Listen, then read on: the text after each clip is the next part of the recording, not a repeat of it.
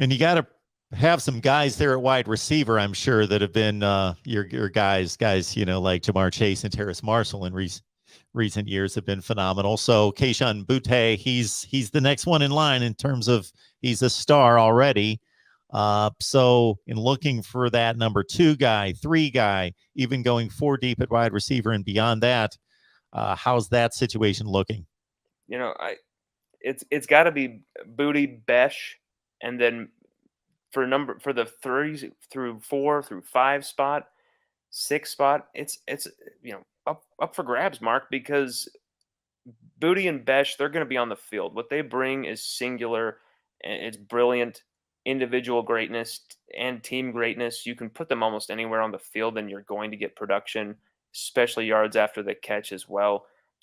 Just phenomenal athletes. They're going to be on the field perennially, every snap.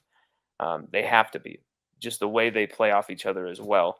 But then Jarray Jenkins has looked, as I said in our first spring practice report, he looks really stout, really thick, really physically imposing. And like I said earlier today, had that big touchdown catch off of Miles Brennan, had another touchdown as well. He looks like he's in fantastic shape, but will he be that number 3 guy? He's going to get a fight for it from Malik Neighbors. Malik Neighbors, he was sidelined for a few practices with coming back from an operation, but he has looked great, Mark. This was just half speed, but he was still beating Joe Fouché on these out routes and really seeming like he's ready to take that next step and really be that number 3 guy. He was all SEC freshman last year. Just an absolute just freak out there. We wrote an in-depth article on Malik. We just posted it on the site. Definitely got to check it out. 16 of his 28 catches last year went for first down yardage. It's just crazy numbers that he piled up there last year.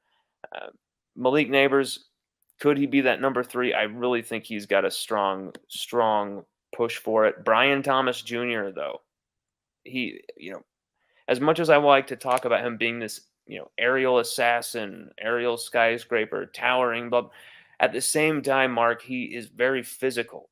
He's very fast after the catch. Just every one of these guys are so dynamic after the catch. I feel like I'm repeating myself, but it's just the truth. Once you get the ball in these guys' hands, they're just playmakers. And you really, Brian Thomas Jr. is right there. Chris Hilton Jr., we talked about him last time as well, saying his praises. Continued to sing his praises through our articles there on LSUodyssey.com. Named him as one of the top 5 rising Tigers, kind of under the radar Tigers through spring. And, it's going to be very neck and neck between Jarray, Malik, Chris, Brian for that 3, 4th, and 5th spots. There's going to be an odd man out, and I expect, Deion Smith, he's tied to the program academically, but as we reported back in December, he's 99.9% going to transfer to Ole Miss. Not even on the official roster, no part of Kelly's plans.